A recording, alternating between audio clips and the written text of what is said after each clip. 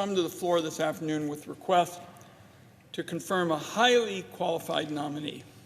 Dr. Brent Nyman is nominated to serve as Assistant Secretary of the Treasury for International Finance and Development. Finance Committee members voted in November of last year. Let me repeat, November of 2021, more than 13 months ago, over a year, to approve Dr. Nyman's nomination on a strong bipartisan basis. This is not a controversial nominee.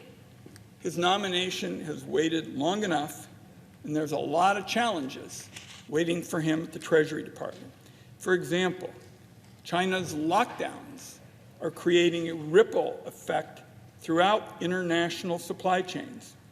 It's one of the major causes of the inflation that has been clobbering family budgets in Oregon and across the country the last few years. Dr. Nyman will also have a role to play in dealing with the fallout of Russia's brutal and illegal invasion of Ukraine.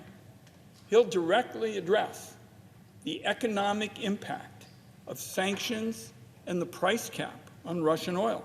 He'll be involved in maintaining maximum pressure to hold Putin accountable for the horrors of the unprovoked, unjustified war that Vladimir Putin started.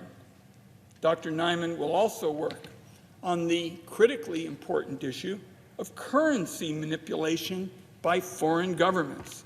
And this is a subject that the Finance Committee, on a bipartisan basis, has long taken very seriously. Most importantly, the Treasury Department urgently needs an expert at the helm to address these issues and solve complicated policy questions that have everything to do with the global economy. Dr. Nyman is the right man for the job. His qualifications are undeniable. Following an education in economics and mathematics, he served on the staff of the White House Council of Economic Advisors and the Federal Reserve Bank of Chicago.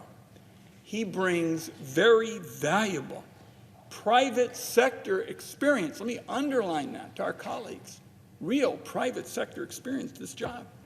As a professor of economics at the University of Chicago's Booth School of Business, Dr. Nyman's decades of research have contributed to his expertise on international macroeconomics, finance, and trade. He is an excellent choice for a very challenging job that handles a lot of difficult issues. I strongly support his nomination for this especially important, urgently needed post at the Treasury Department. He's got support from both sides of the Senate Finance Committee.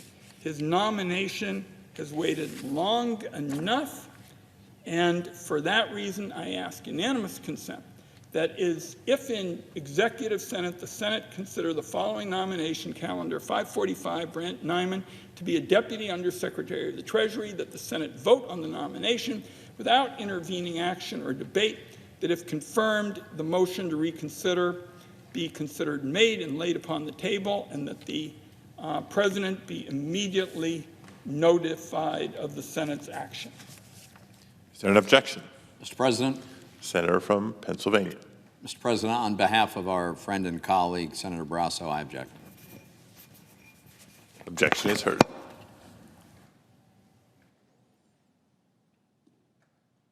President, I think this is very unfortunate. We very much need to have this post filled, and we're going to stay at it until Mr. Nyman, a very distinguished individual whose talents are immense and fit for the job, is approved.